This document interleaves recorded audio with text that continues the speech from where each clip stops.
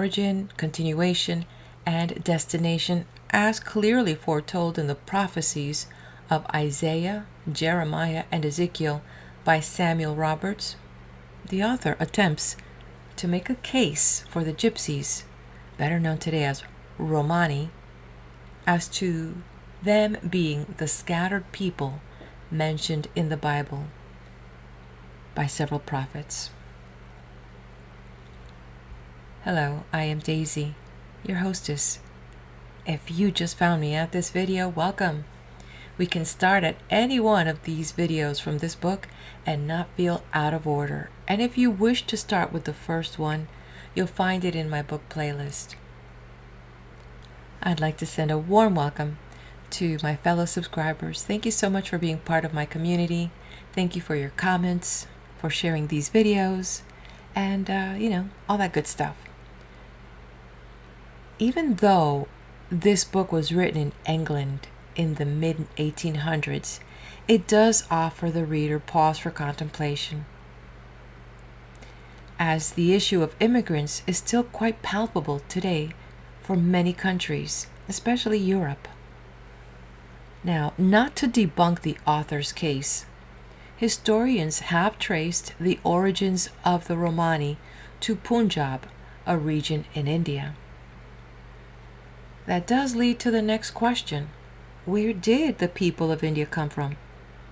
That is a question, as I'm trying to see if there is such a case as the author is trying to propose. And thanks to scientists, I think we can probably make a connection, because scientists have found, using genetic evidence from people alive in the subcontinent today, that the Indian population originated from 3 separate waves of migration. According to historians, it appears that the Battle of Dandanakan in 1040 was the impetus for the Romani migration after the defeat of the Ghaznavid army, which was under the Turkish rulership of Mahmud, and prior to that battle, he had launched a series of raids into India between 1000 and 1027. His primary goal was to plunder the rich temples of northern India, most notably the famous SOMNATH temple. Now, 50,000 years is a long time for anyone to forget the history of their own ancestry if it is not written down or passed down through songs, poems, or stories. That's why we get excited when we find these tablets. It's like, oh my gosh, there's something that's written down, something from the past. But some of us don't know our ancestor stories past our grandparents. Some people barely know the stories of their great-grandparents. Imagine tracing something 400 years? What about 50,000 years? The author said that in the past, many Romani would say that their ancestors were from Egypt. Hence, we see that Gypsies kind of has the word Egypt in it. Historians have discovered otherwise. Yet, we're talking 50,000 years. And when you ask these historians the origins of the Indian people, they will say that they got to be who they are through separate waves of migration from Iran, also known as Persia, Central Asia, once referred to in general terms as Tartari, which consisted of nomadic peoples such as the Huns and Mongols. And then the third group of immigrants to India were from Africa. Coincidentally, Egypt is in Africa. So I'm trying to follow a trail to locate the scattered people prophesied in the Bible, if that is what the author was suggesting. If we look at a long timeline and historical events, it could be possible. What do you think? Either way, the other pause for thought is the human nature toward territoriality and nation building, which drive concepts including population, resource distribution, dominance, status control, freedom, or the perception of freedom, security, and identity. These are human nature. But none of these things would be attractive to a nomad. For nomads, change is home.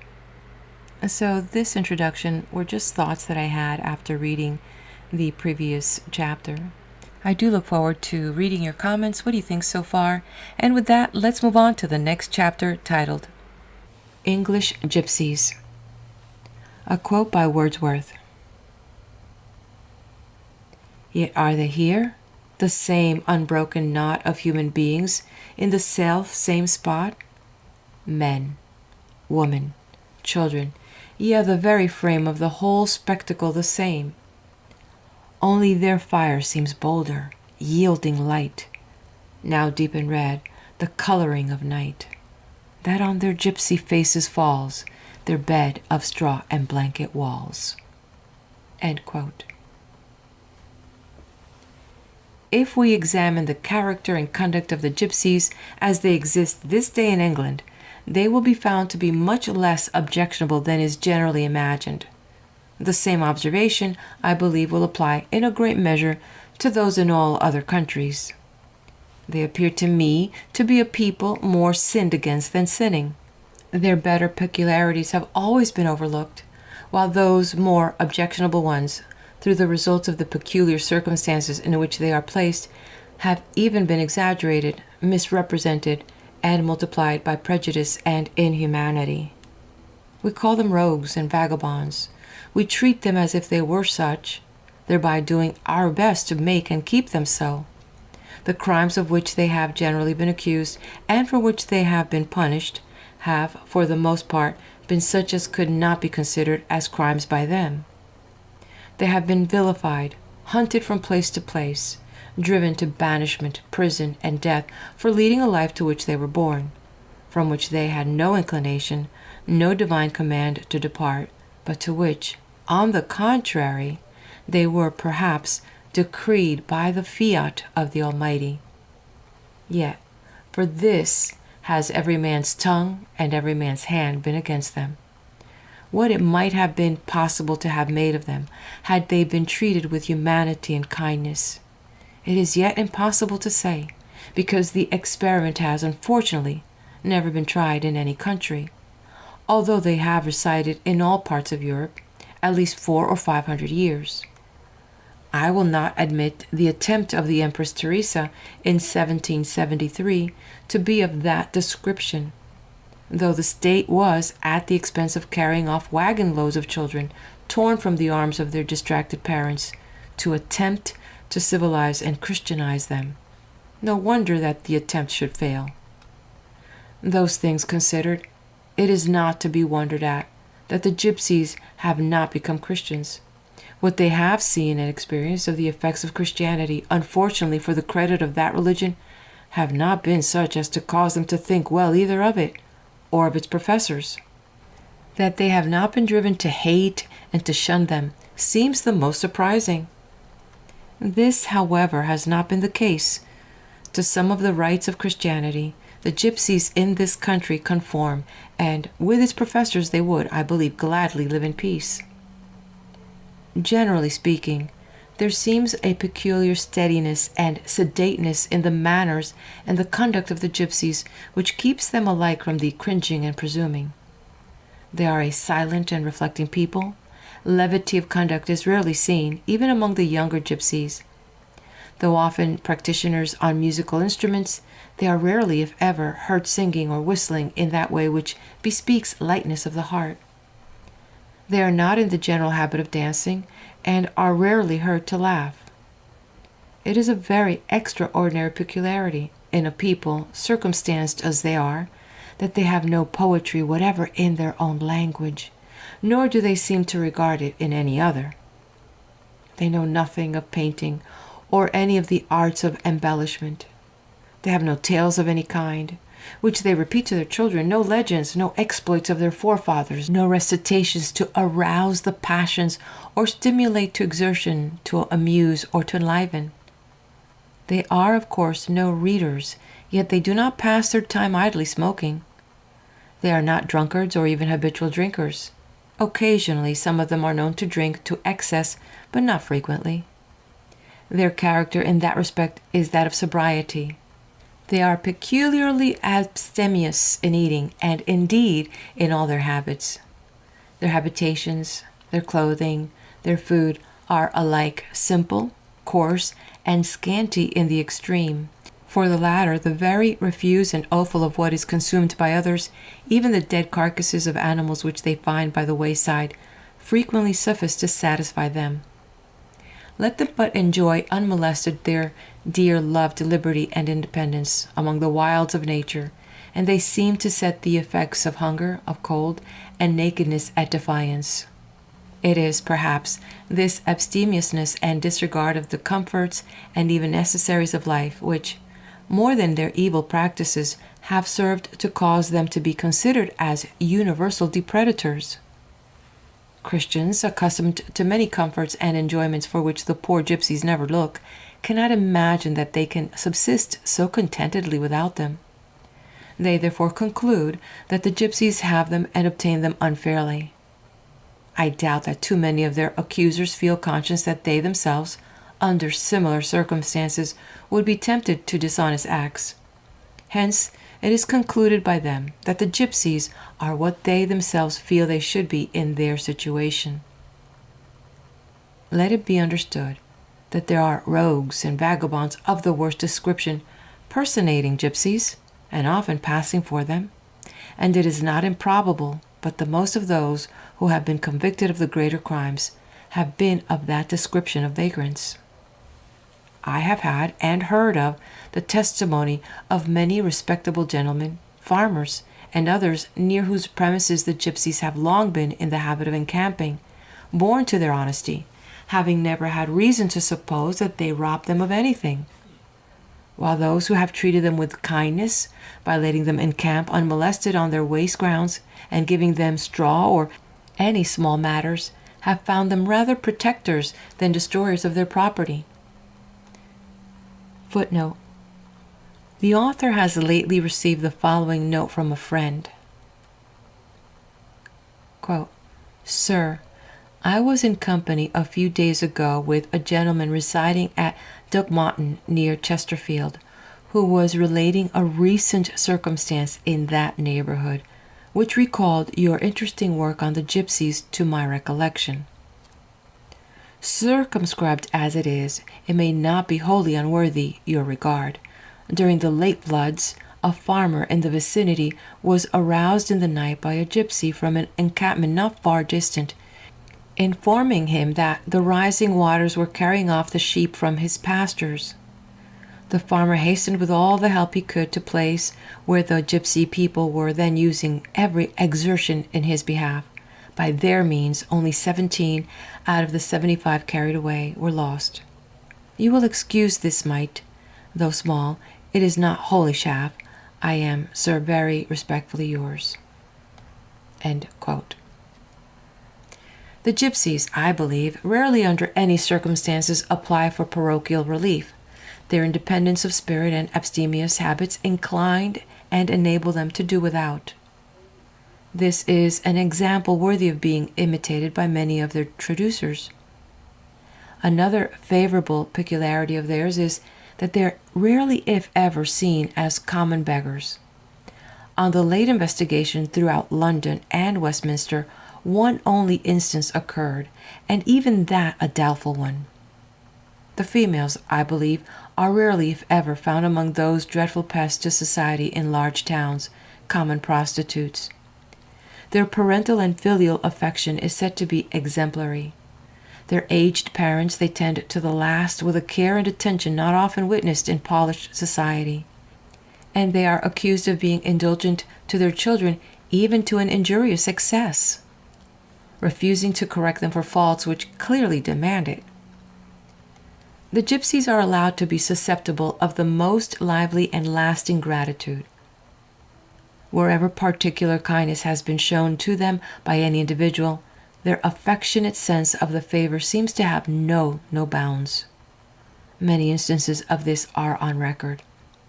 A very strong one is related in the case of the late Mr. Nesbit of Roxburghshire, who was accustomed to be indulgent to them, and to call them his bodyguard. In all their engagements, they are said to be scrupulously punctual, especially when confidence seems to have been placed in their promises. But whenever their word has been doubted, or a want of confidence evinced, they have shown themselves strongly offended. It is urged against them that they marry within the line of consanguinity, and that they sleep the whole family promiscuously together under the cover of their little tent. These have been the practices, in all cases, in the early stages of society. They are inseparable from it. In something approaching to that state, the gypsies still remain. The indecorum, then, to them is not perceptible, and being no law, there is no sin. It is probable that they sleep together in their clothes, as innocently as more polished parties often sit together. As to their being fortune-tellers, it is much less disgraceful to them than to those whose ignorance or wickedness encourages them to such practices. The gypsies are by far more intelligent and civilized than the depraved part of the lower ranks in large towns. Let anyone who has the opportunity look at such and compare them with the gypsies. The comparison will little redound to the credit of the former.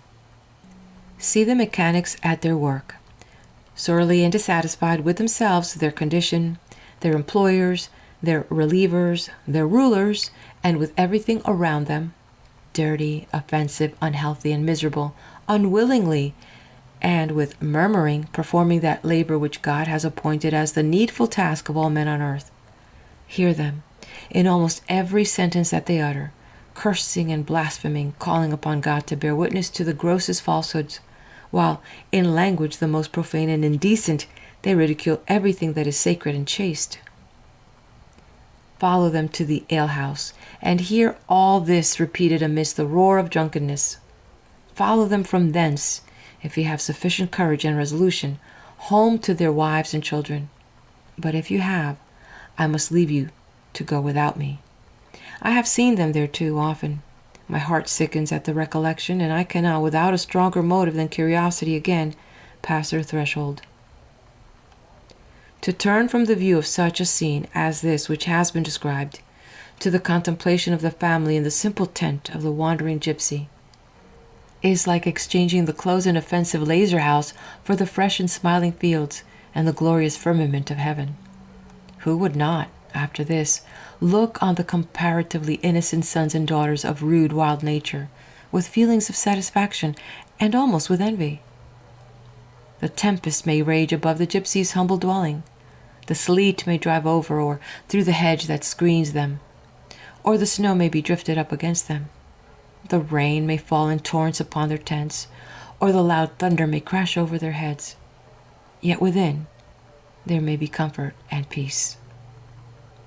That little frail dome may cover an aged matron, a father, and a mother, with 6 or 8 children of different ages and sexes, and their beds may be little more than the cold bare ground, and yet they may be something like a family of love. I cannot for the life of me bring myself to despise them. They seem to me like the houseless birds whom God feedeth and for whom he cares. They appear more than any other human beings to depend on him alone for daily bread. They know not, it is true, much of him. The wisest of us know but little more. They, however, may view him in his wonders, and love to live amidst his works, and if they less adore, they probably less offend.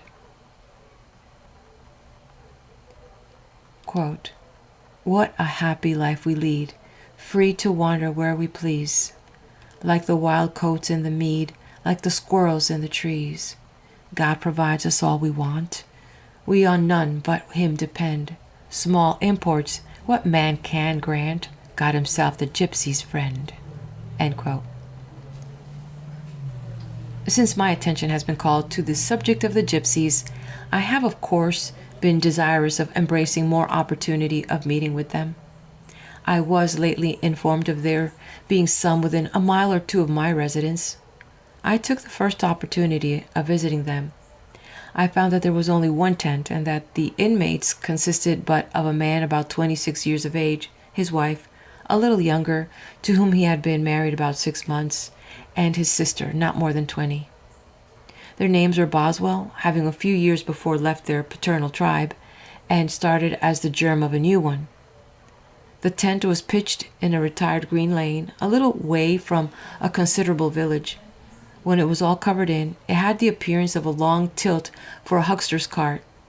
1/3 of it, in the middle, being uncovered, the open space served as a kitchen, the fire being made in it, and the two ends as separate sleeping rooms. The whole apparatus was in good repair. When we first called, my daughter being with me, the young woman only was at home. She had been washing, and the clothes were hung out to dry on the hedges on each side of the road. We were greatly surprised to see them all equal in quality and color to what one would expect to be worn by decent tradespeople. The appearance of the young woman, though thus busily employed, was neat and clean, and though her dress was not modern, it was strikingly graceful, particularly the disposing of the colored handkerchief as a kind of bandeau or turban round the head. Her person was rather tall and highly elegant, her eyes remarkably good, dark and piercing. Her features taken singly, not bad, while the expression of her countenance was strong, intelligent, and peculiarly good-humored. When she was addressed, she replied in language much above the vulgar, and in a tone which was soft and pleasing.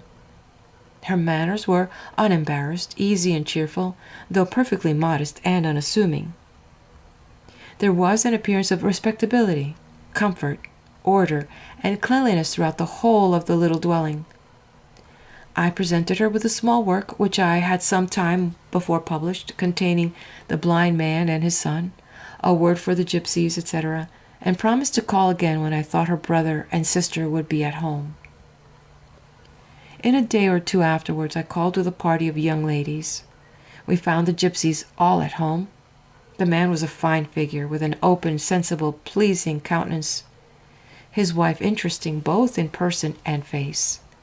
Her features, particularly the eyes and complexion, were not so decidedly those of Gypsies, as were those of the other two. She was not quite well, being probably, as ladies wish to be at such times, 6 months after marriage, who love their lords. The young ladies who accompanied me were all exceedingly struck with a graceful figure, easy manners, pleasing countenance, refined language, and sweet tones of the young woman. They all declared that they had never seen any female before so interesting. The gypsy party had just been taking tea, and the apparatus for which was quite of the better kind, japanned tray. They invited us to be seated, and say that they should have been glad had we been in time to have taken tea with them. 2 feather beds, with bedclothes good and exceedingly clean, laid on dry straw, occupied the 2 ends of the tent. As many of the young ladies as could find room reclined upon them with the gypsy's wife. The young woman gracefully seated herself in the Eastern fashion, and the man stood beside her. The group was altogether highly picturesque. A number of children and 1 or 2 women from the neighboring village, whom we found there, remained standing on the outside. The young woman, who seemed pleased with the children, said they were seldom without some of them, where they were known. I inquired if they found themselves frequently insulted or molested. She said never, for we endeavored to behave properly, and you know, sir, that civility generally produces civility. I asked the man if he had read any book. He said no, he wished he could read, but he had never been taught. I promised when they came again, they were going the next day, to endeavor to have him put into a way of learning. With this he appeared much pleased. To the various questions which I put to him, he told us that he had never heard any of their people question their being originally from Egypt. He said that he heard that they were supposed to be some people to be from Hindus, whose country he seemed to imagine was a part of Egypt. He believed that their language was everywhere the same among them. He had never met with any that spoke in any way different, but he did not know that he had ever met with any gypsies from foreign parts. He never saw or heard of any book in their language, though he had an uncle that he said was learned and could write. On my expressing a desire to see this uncle, he promised to try to arrange with him some time so that I might have the opportunity. He never heard of any poetry whatever in their language, nor were they in the habit of singing. They spoke English or gypsy indiscriminately among each other. He hardly knew, he said, how the children learned to speak the gypsy language. They never took pains to teach them, but added, smiling, "I think, sir, it seems natural to them." He obtained a livelihood by selling tin goods, cutlery, and different kinds of hardware. I asked him if it was true, as it generally said, that the gypsies prefer the flesh of animals that have died a natural death to that of those which have been slaughtered. He knew of no such preference, but he said with much feeling, "Sir, some of our people are very ill off, and are frequently glad of anything to eat." I asked him if he preferred their itinerant way of living in the open air to that of residing in a house. A peculiar earnest of expression shot into his countenance, and he replied with strong emphasis, and apparently with sincerity and devotion, "Thank God that I am not compelled to live in the filth of foul air of towns." On this subject he seemed to like to dwell. He said, "We have everything here, sweet and clean and free from vermin of all kinds. We can go where we like. We have no taxes to pay. We have very few cares. We generally enjoy good life, and though in winter the weather is sometimes severe, it must be very much so to drive us into a house for shelter. That was, however, the case last winter, and for a little while we were in lodgings at Birmingham. I suspect he was married there at the time. I asked if they were at one of the lodging houses. He replied that nothing could drive them into such dreadful places, that they had taken a small room for a few weeks, which they had entirely to themselves, but that he always felt the strongest repugnance to living in a house. I had not an opportunity of making all the enquiries that I wished on the subject of religion. He said that whenever they were encamped near a village in which there was a church, they generally went to it, that they preferred being married by a clergyman, but if that could not be conveniently accomplished, that they then took one another's word for it, that he never knew a couple so married that ever parted. He and his wife were married at church. This was the most of the conversation which I had an opportunity of having with this interesting family. He appeared to be freely communicative, and said he should be glad to afford me any information in his power. There was a steady, unembarrassed, but respectful freedom in his manner that was evidently the result of a consciousness of independence, such as we rarely, if ever, meet with among the lower classes in society. At the same time, they were all on the alert to show their desire to serve and to please. I have not produced this little group as a fair specimen of the gypsy tribe. I believe that it is too favorable, but it is the only one that has offered itself to my observation, after I had taken up my pen in their cause. I have endeavored to sketch it clearly and accurately. Both the outline and the coloring are, I believe, pretty true to nature.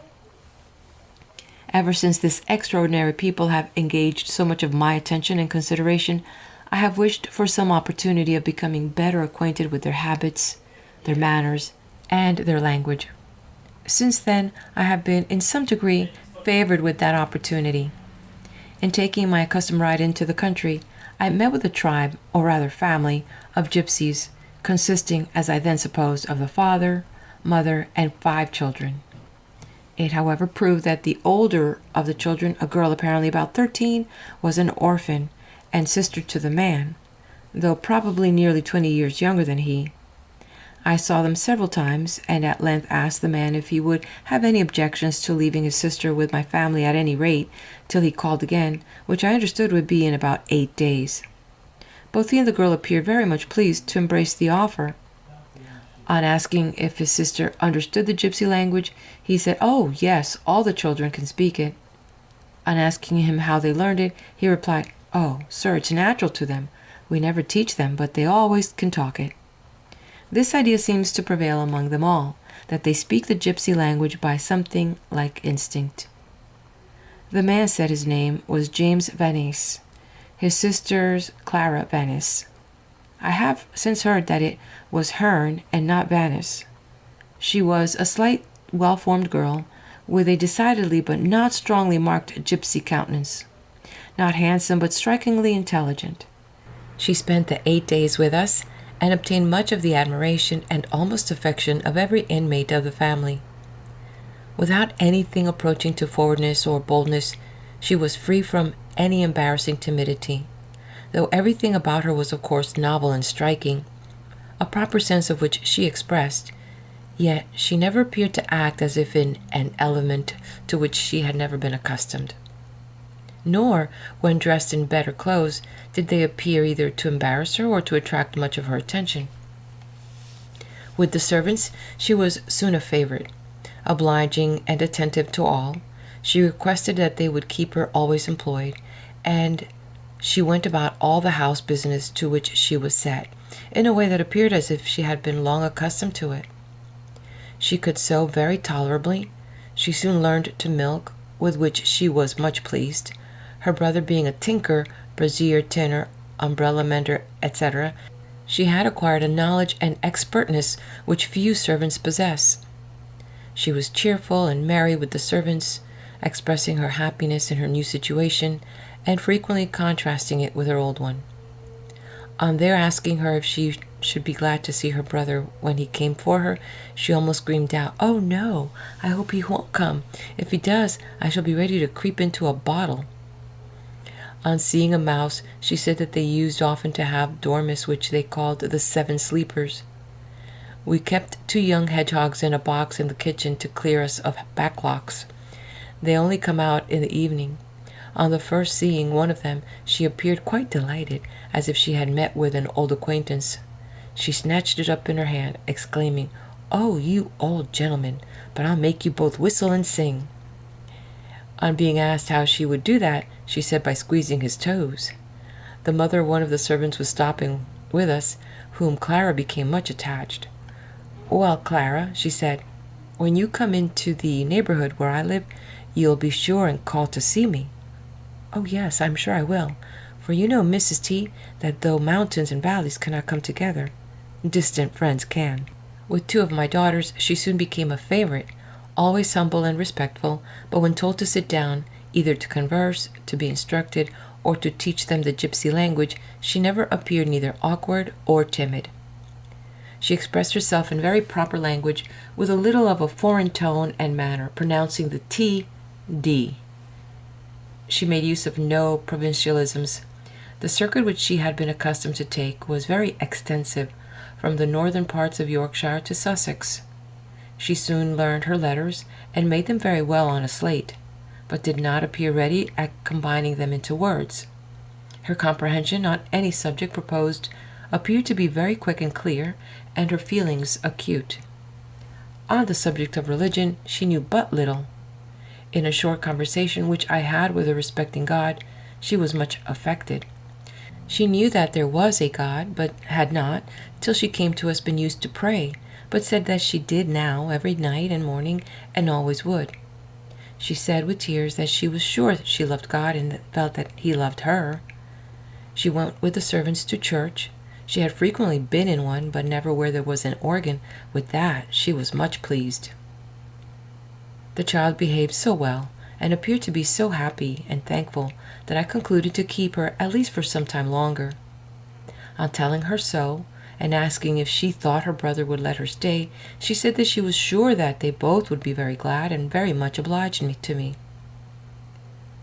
The brother came at the time fixed, and both surprised and grieved me by declaring that he should be obliged to take Clara with him. He expressed his obligations as strongly as language could do. Indeed, I had difficulty in restraining him from going down on his knees to me. Still he said that though he knew that it would be greatly to the advantage of both himself and his sister for her to stay, yet that his wife and one child were so ill that he had been obliged to hire a woman to take care of them, and could not possibly do without Clara. We were all much concerned, as we wished to qualify the girl for making a respectable servant, and also to learn more from her of the manners and language of the Gypsies. The brother, on first seeing his sister, I have found, told her his intention of taking her away. I sent for her into the room. She had been in tears. I told her that as he was only her brother, she was old enough to decide for herself whether to go with him or stay, and that she should do as she herself determined. She said at once, without hesitation, that as they wanted her, she would wish to go. I told her that she judged very poorly. I told her that she judged very properly, and that we should always be glad to see her. I strongly suspected that the man was, however, deceiving me. I left home before them, and in my way to the town I met with the wife, who said that she was as well as usual and did not wish for Clara's return. I can only account for the man's conduct on the supposition of his being acted upon by that divine fiat which hath ordained the Gypsies to remain a distinct and dispersed people till the fullness of the time for their reassembling in their own country shall arrive. I had not much opportunity of conversation with the man, but as far as I had, it went fully to confirm the information given to me by Boswell, though he was not either so intelligent or personable a man as the latter. During Clara's stay with us, my daughters endeavored to obtain what information they could from her respecting the language spoken by the Gypsies. In some instances, she certainly was not so competent as others might have been to afford it. What they obtained, however, may probably suffice in some degree to gratify curiosity and lead to some useful result. From the list of words which have been obtained and published from Gypsies in different countries, it is ascertained that the language spoken by them all has originally been the same. There is a little difference in the pronunciation, and consequently in the spelling. As might be expected, in many instances, they have several names for the same thing. In every country, it is probable that they substitute words from the language of that country, wherever they are at loss for words in their own, or whenever they find them readier or better. The following list of words which my daughters obtained from their interesting visitor, though probably in many respects imperfect, may be found interesting. Had they been at all aware that her stay would have been so short, they would have been enabled themselves to have given a much fuller and clearer account of the language than they had been able to do. Much as I am sure the poor Clara was attached to us, and much as I am assured that it was her wish and intention to see us whenever she could, as she faithfully promised to do, we have never, in the course of 4 years, either seen or heard any of or thing from her. I doubt not but that the family have since purposely kept away from the district. Nothing, I think, can account for the conduct of the party in this instance but that intuitive, though perhaps unconscious, bias of the mind which keeps the Gypsies as ordained a distinct and vagrant people.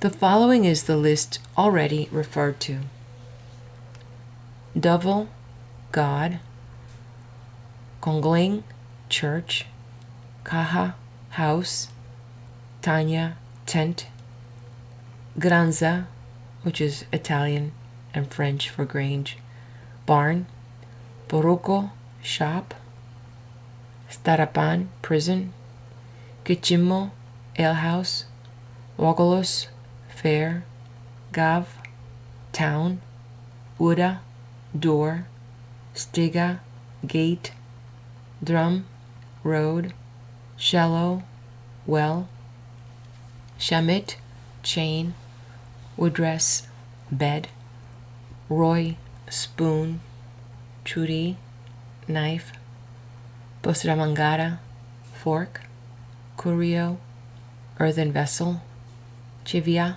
tongs; Mumli, candle; Dudramangru, lantern; Poof, chick, both mean earth; Puff, field; Wesh, wood; pond, river; Ruck, tree; Mush, man; Romino, gypsy; Manishi, woman; Chow, boy; Chi, girl; Ticino, baby; dad, father; Di, mother; Pal, brother; Pen, sister; Cock, uncle; Bibi, aunt; Baruchao, grandchild; Galway, girl; Arai, gentleman; Arona, lady; Derai, master; Sharuo, head; Mush, arm;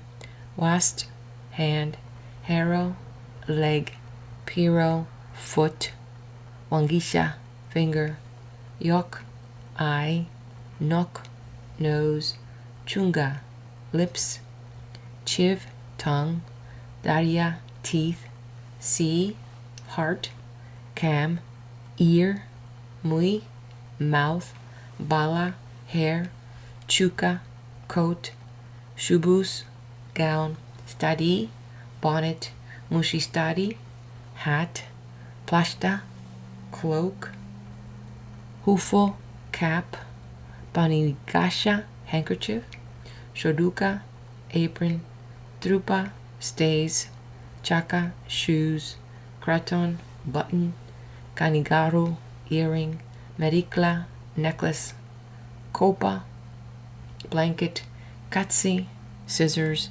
sove, needle, spinga, pin, butsi, work, kel, play, tav, thread, kilin, dance, give, song, bushimangri, fiddle, lil, book, chinamangri, letter, cheris, time, hapisticheris, dinner time, udristicheris, bedtime, besh, year, divus, day, sola, morning, rati, night, dud, light, pratness, darkness, yog, fire, tau, smoke, yongramangi, gun, bars, ship, baringro, sailor, wardo, cart, chukini, whip, mia, mile, pash, half, gruvni, beast, grai, horse, gruveni, cow, moila, ass, pachico, sheep, jucal, dog, caningo, hare, shusho, rabbit, bolo, pig, hochawicha, hedgehog, chariclo, bird, pilboroni, turkey, papin, goose, retsa, duck, cani, hen, bashuo, cock, pori, feather, macho, fish, burro, snail, sap, snake, cass, hay, puss, straw, give, corn, pono, flour, moro, loaf, marikli, cake, zud, milk, smentino, cream, frill, butter, yoro, egg, pisha, honey, gudlum, sugar, mutramangari, tea, povingra, potatoes, mass, meat, pomya, apple, lun, salt, livin, ale, tatipani, brandy, wallin, bottle, canuvo, turnip, shok, cabbage, sapin, soap, luvo, money, kuta, guinea, gurushti, shilling, bisha, rain, gudli, noise, chinamangri, hatchet, koshti, stick, bar, stone, guno, bag, sa, laugh, suti, sleep, tachapi, truth, rusba, flower, u, I, tut, thou, mandi, me, yek, one, duo, two, trin, three, pangi, four, disc, five, beta, small, borum, large, podo, full, gusto, good, arincina, pretty, rincana, handsome, tugonso, sorry, acola, black, apono, white, alulo, red, tato, hot, scale, cold, yaw, to walk, nash, run, besh, sit, sofi, lie, hachapari, rise, kista, ride, kel, dance, jonkel, play, have, come, jodra, enter, baka, baka. Give, sing, boshri, fiddle, otagudli, shout, say, laugh, berwin, weep, mulu, die, choa, steal, man, kill, chinger, quarrel, kuwa, fight, del, strike, haw, hate, com, love, dis, see, shun, hear, sung, smell, buklo, hunger, han, eat, pay, drink, saru, boil, sedo, roast, hocha, burn, toffee, smoke, shuko, dry, bisha, rain, klizen, lock, peronit, open, podo, fill, chivitadra, put in, salitaria, take out, kel, reach, kalitapra, wrap up, chivitalia or usra mean throw down, salitapa, take up, pertelei, fall, usrit, throw, bigerit, carry, delman, ask, del, give, sell, take away, latch, find, barak, thank, kin, buy, bikin, sell, rudi, dress, aurigu, undress, pan, tie, chiglet, tear, shavan, put on, shinet, cut, sevit, sew, heko, haste, jin, no, nafli, be ill. One word, distinguished by no inflections, is all that the Gypsies use to form the moods and tenses of a verb, though they retain in their language the pronouns u, I, tut, thou, mandi, me. They appear to prefer the English ones, and in other cases to supply, from necessity, the deficiencies of their language by English words. Idel means I give, idel yeyek, a good while since, I gave, I will del, I will give, del, give, I may del, I may give, I might del, I might give, to del, to give. As there are no particular inflections for particular parts of speech, the same word occurs both as substantive and verb, as give, song, to sing, but not always killing, dance, to kill, to dance. Though these two instances are the only ones which has happened to come under my own immediate observation, I am happy to be able to bring forward others equally credible to the gypsy character, which I have had the pleasure of meeting with lately. They are contained in a small work entitled The Gypsies, written by a clergyman of the Church of England. They will, I am sure, be read with interest, and cannot fail to produce considerable impressions in favor of that calumniated race of human beings, the Gypsies. They will, I trust, likewise dispose the hearts of many to encourage any benevolent scheme which may be proposed, likely to conduce to the real benefit of so large a class of necessitous and confiding strangers. These are the kind of facts which are wanted to remove the prejudices which have for centuries been entertained against these wandering outcasts. They are facts which cannot fail of success in their appeal both to the heart and to the understanding of those who read them. Quote, a journey to see a friend about 2 years back brought me into contact with the Gypsies. It was late in the year, and the winds had nearly stripped the trees of their umber foliage. Here and there were seen, yet in verdure, the lower branches of the sturdy oak, while the gloomy yew, frowning with age, frequently presented itself as if to call the traveler's attention to the age, and men, and times which were past. My road lay partly through a hilly, picturesque country, checkered with farms, hamlets, and villas, and partly through a winding wood. By the time I arrived at the wood, the sun was sinking below the horizon, and the evening shadows were investing nature.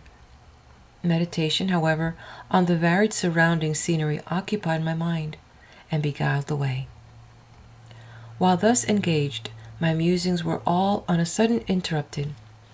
I had just reached a declivity near the extremity of the wood, when a child suddenly crossed the road, and so near to me that it narrowly escaped being trampled on by my pony. The little creature, unconscious of its danger or deliverance, looked upon me, and innocently smiled. At first I was ready to wonder from whence it had come, but its swarthy face, its black hair and eyes, plainly bespoke its family and its people. My conjectures were not incorrect, for turning myself, I discovered on a grassy bank, half concealed by some spreading trees, an encampment of gypsies. Here a subject presented itself for the investigation of the philosopher, and for the active benevolence of the Christian. Here I might have stopped and brought into action my Christian charity, by giving to those perishing outcasts some salutary advice respecting both worlds. I might have directed them to the source of peace here, and to the source of blessedness and glory hereafter. But I did neither. I felt desirous of hastening to my journey's end before the darkness of night had obscured my path. Thus, To avoid a little personal inconvenience, how often do we neglect the opportunity heaven designs to put into our hands for great and virtuous deeds?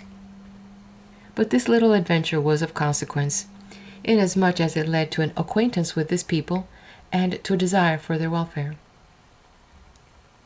On my arrival at my friends, among other things, the gypsies in their encampment in the wood became the subject of our conversation. It would have been interesting to us to have made out their true origin and to have traced them from it through their different gradations to their present state. But as conjectures only could be given on that head, our minds were directed to their moral state. I was satisfied that they were the children of Adam under the curse of sin and without hope and without God in the world.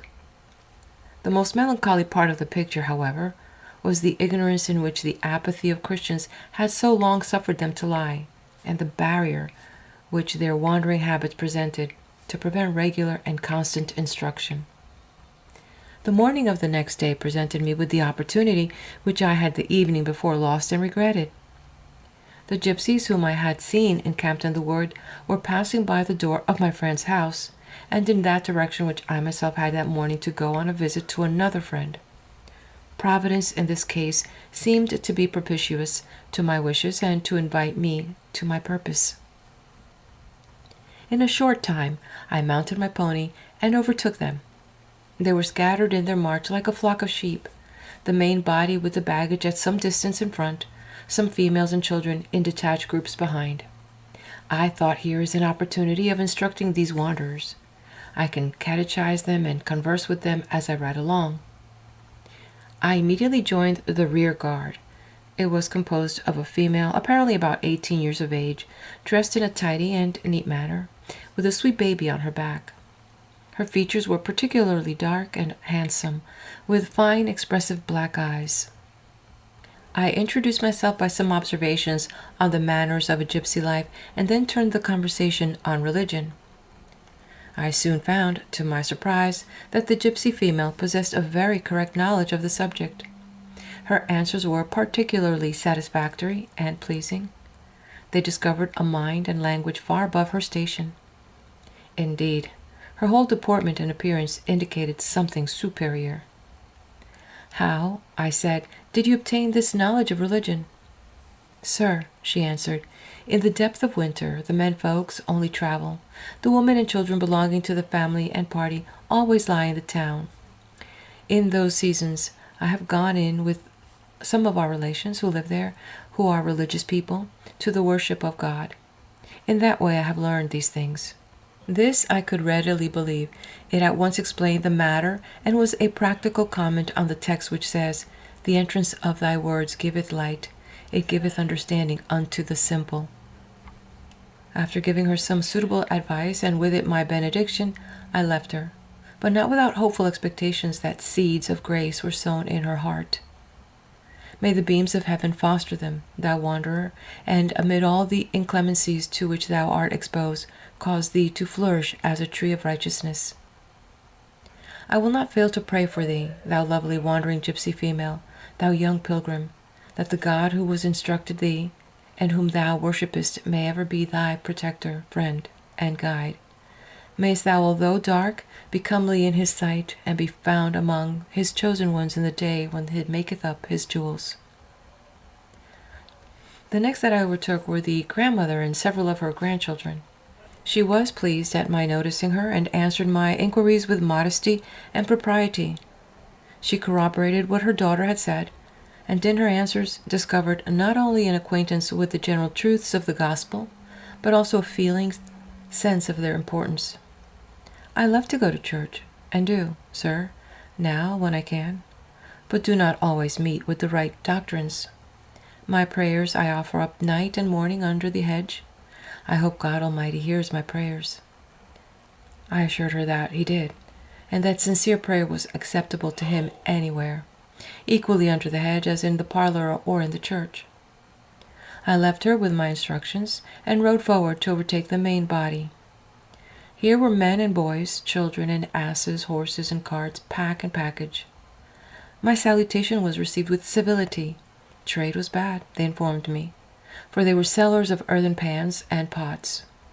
The subject of religion was easily introduced, and to my question, what the captain of the gang himself knew of these things. He frankly confessed his sin. He feelingly said, "Sir, I know a great deal more than I practice. I have heard of these things before, and confess to you how sensibly I feel of my neglect of what I knew to be my duty." He made the whole of his declaration with so much seeming sensibility of heart that I was constrained to credit his testimony. This gave me a fine opportunity of introducing my favorite subject. The conversation soon became very interesting, and the young men and the boys were all attention. Even the children in the packs on the asses listened with evident interest, while I discoursed on the state of man through sin, the necessity of repentance, and of faith in our Lord Jesus Christ. I now inquired whether anyone among them could read. An interesting young man, whose countenance bespoke great simplicity and sincerity, was pointed out to me. "He," they said, "can read a little." "How much can he read?" "He can read a chapter, sir." This was the point I wanted to ascertain. "Have you any books?" "A few religious books among the packages." I was happy, of course, to hear this. These little tracts were silent missionaries, and always at hand to point out some important duty. It is impossible to say how much these little books might have contributed toward the civilization and moral improvement of these wandering outcasts. Doubtless they had their share in the good work. I had contemplated, however, a better book for them. I had conceived the design of giving them a Bible. I thought, what an interesting companion in their travels would a Bible prove? What light and blessedness might it cast in their mortal pilgrimage? No boon to equal that to man, no boon to equal that to them. "If I give you a Bible, will you esteem it? Would you solemnly promise to read it?" "Yes, we will, sir. We will take the greatest care of it. It shall ever be our instructor. We will listen to it night and morning." It was to me also a subject of high gratification to find these poor gypsies in possession of so much moral and religious information, and so desirous of instruction, so willing to hear the words of life. I now arrived at my friend's. Almost my first inquiry was for a Bible. My friend, who was the secretary of a Bible association, was able to supply my wishes. I had hardly mentioned the circumstance when a knock was heard at the door. "Two gypsies, sir, come for a Bible." On my going out, I found in the hall the young man who could read, and a younger brother, a fine boy about 14 years of age. The countenances were very animated and expressive. There seemed already to have been a ray of heavenly brightness resting upon them, and while I gave them a charge how to read the sacred gift, they were much affected. The boy in particular listened with eager attention, fixing his eyes first on me, then on the Bible. After I had inscribed their name on the title page, they departed with my blessing, and what is better with the blessing of God? Doubtless that God, who has promised that his word shall not return void, will own the gift of these wanderers from his fold. I cannot but believe that some fruits of British Christian benevolence and charity to all nations will spring up to the glory and honor of God among the despised, scattered, and peeled gypsies. This book of God may not only be the source of light, of peace, of comfort, and joy to this people in their various journeys and travels through this mortal life, but it may shed a beam of glory on their last earthly footsteps. It may open a sacred vista to a country where mortal degradations, toil, and wandering shall forever cease, and where gypsies, beggars, and kings who are washed in the blood of the Lamb shall sit down together. It may raise these wanderers to the fruition of everlasting glory in the kingdom of heaven. In such a faith will I conclude the first part of my narrative. Blessed be the Lord God, and the God of Israel, who only doeth wondrous things, and blessed be his glorious name forever, and let the whole earth be filled with his glory. Amen. Amen. Early in the spring of the present year, I went to spend a week with some dear friends in the same part of the country where before I had met with the group of gypsies mentioned in my last narrative. The day after my arrival, I rode over to call on my friend, the secretary of the Bible Association already referred to in my narrative. When I had proceeded about halfway, turning my head, I observed on my right hand, in a lane leading from Southwood to a hamlet, a gypsy encampment. The waste ground was occupied with tents and packages, their horses and their asses feeding by their side, while a fire from collected broken branches ever and anon set forth, in many curling columns, the fumid exhalation and filled the air with its woody odor. Instantly I turned my horse and rode up to reconnoitre the camp. Near the packages and tents I found several of the swarthy race of Ham, some recumbent, others standing. A group of nearly naked children were playing round a tub. The only persons who at that time were there, besides the children, were some interesting young women. The chief of the party, consisting of 2 men and several women, were absent on a trading expedition to the neighboring towns and villages. On my approach to the camp, the gypsy girls rose up and in a modest and respectful manner answered my questions, while the little swarthy group of children gathered round me. To one of these girls I said, "How is it that you bear such a wandering and exposed life?" In reply she said, "Sir, it is use. Use is second nature." "But have you any religion? Do you think about God? What about judgment and eternity? Do you know how to pray?" She answered, "I say my prayers, sir, night and morning." I then said, "Can any of your people read?" "Yes, sir," she replied. "One of our women that is not here can read very well." "Have you a Bible among you?" "No, sir." "Would you like some little books?" "We should be very thankful for any, sir." After some religious instruction adapted more immediately to their case, I told them that I would endeavor to call on them again as I came back. I then left them to pursue my way. As I rode along, my mind was much interested and affected with the moral degradation and wretchedness of this lost people. They seemed to cry in my ears, "No man careth for my soul." I thought, how is it Christians are everywhere zealous for the conversion of the heathen in foreign lands, but these poor dying heathen at home and at our very doors are left to perish in ignorance, wretchedness, and guilt? The more I revolved the subject in my mind, the more was I convinced of the duty of Christians to attempt means for their instruction and conversion, and the more was I ashamed for their long neglect. I resolved instantly myself to do something for them, although it should be but little, and among other things I determined to ascertain their ability to read and their disposition to receive the Bible.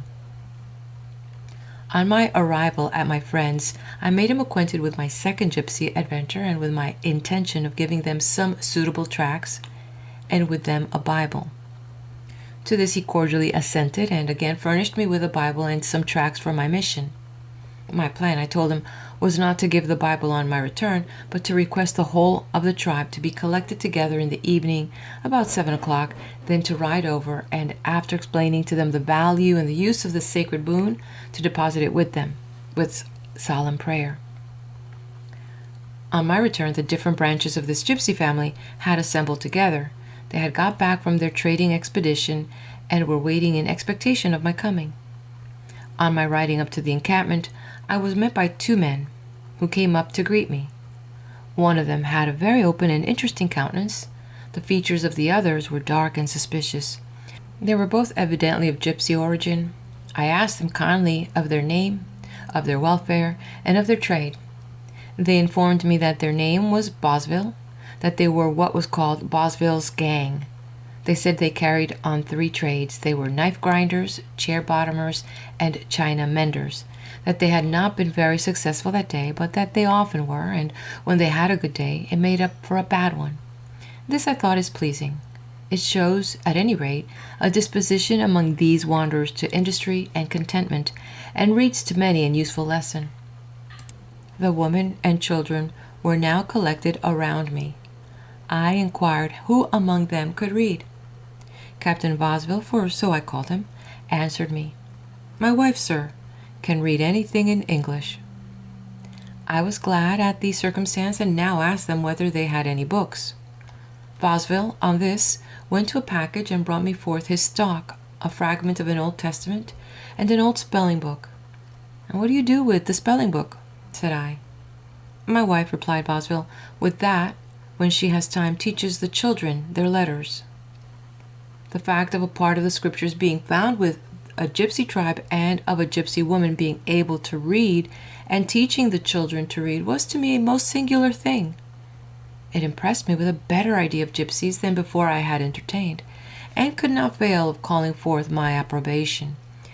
I then distributed among them my little messengers of mercy, particularly prayers for every day in the week, and short sermons. These I solemnly charged them to read. My little books were received with great eagerness and thankfulness. I now said, I have entertained some thoughts of giving you a Bible. How would it be received? We will be very thankful.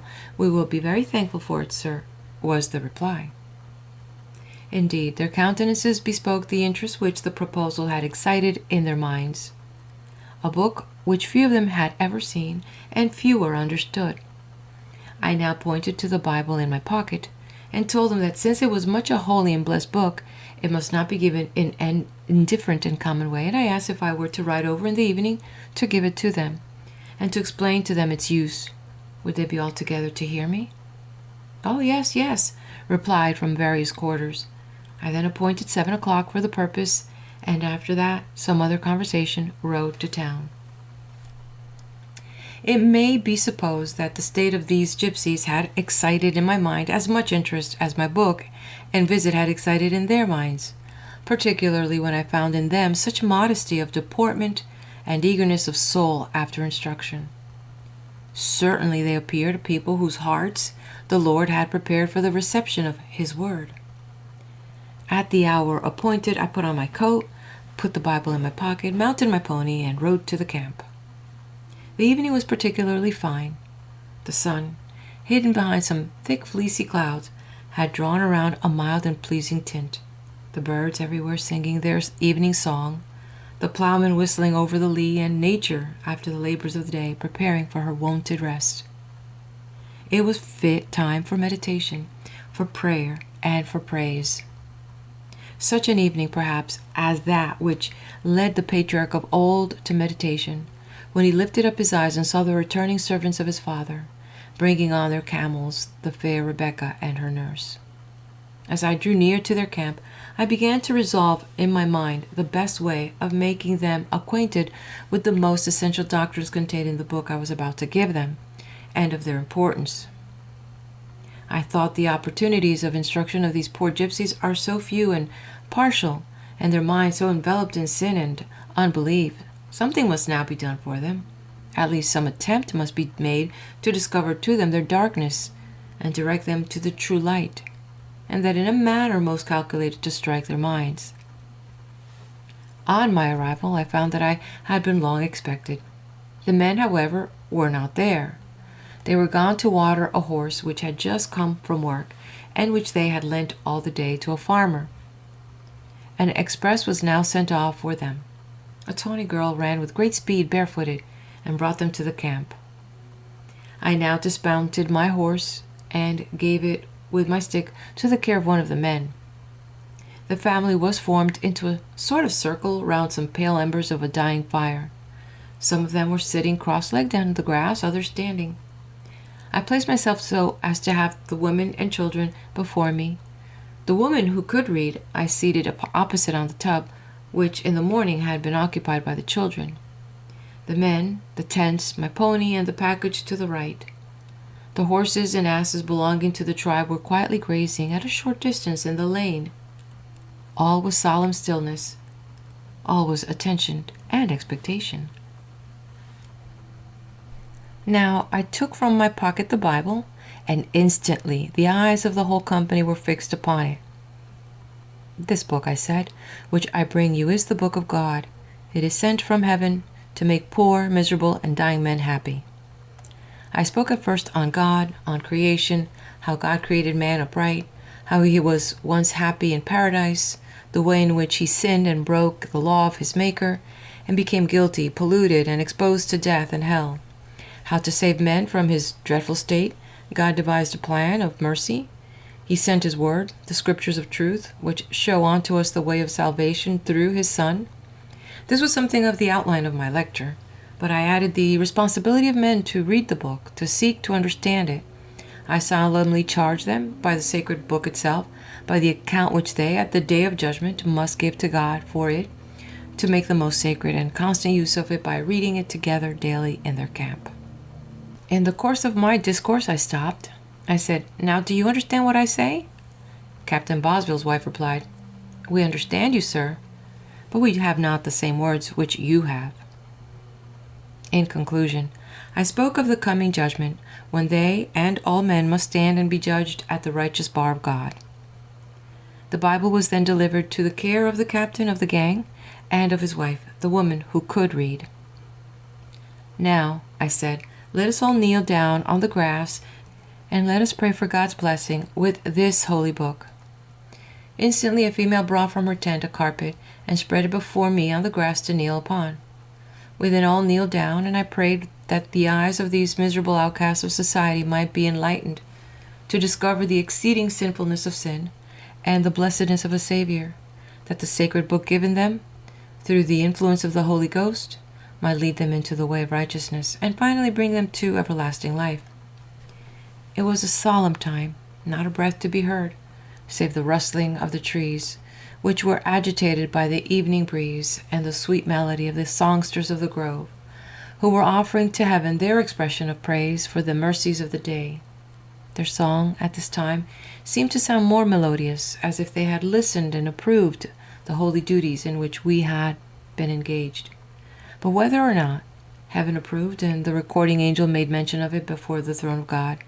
When we arose from our knees, gratitude was seen in every countenance and expressed by every tongue. "God bless you, sir. Thank you, sir," echoed throughout the camp. I then inquired when they would leave that spot.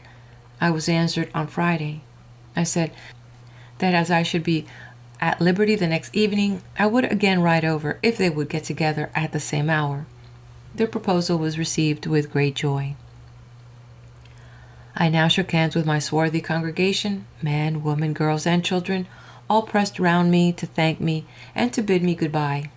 I mounted my pony and rode away, followed with their blessings. Just at that moment, the sun, which before had been hidden with clouds, broke forth and shed his last setting beams with peculiar splendor. I said, "Surely here is an omen of the shining of the sun of righteousness on this fallen people, although the day is far spent and the night is at hand.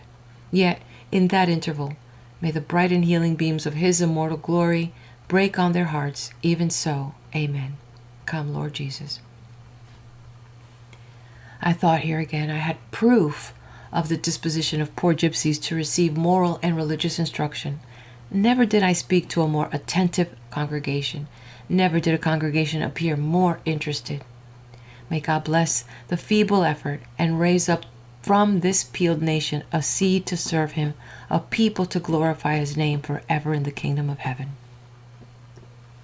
These preliminary arrangements being made, I set out as on the preceding evening, taking with me my pocket Bible. Before, however, I had got out of town, I was met by my dear friend. He had just come over and had on the road past the gypsy encampment. He brought me the news of a fresh arrival. Another party or family of gypsies had just got to the ground as he came up. These were also called Bosvilles, and were what the other party termed their aunts. They had no sooner reached the spot than they were informed of my expected visit. Instantly their asses were unloaded and their tents pitched. All was bustle and hurry to get ready by the time I came. Some of the females, I was told, were at their toilet, and all of the men arraying themselves in their gala dresses. I was much pleased, it may be supposed, to hear of these circumstances, as it gave me an unexpected opportunity of addressing a much larger congregation of these outcasts of society, and of knowing more of their disposition to the truth. Before I arrived at the camp, I was met by Captain Bosville and his friend. They came out to meet me and to bid me welcome. I shook hands with them, asked how they did, and talked of their relatives that had just come. They then conducted me to the camp. Here I was met by all my old friends, men, women, and children.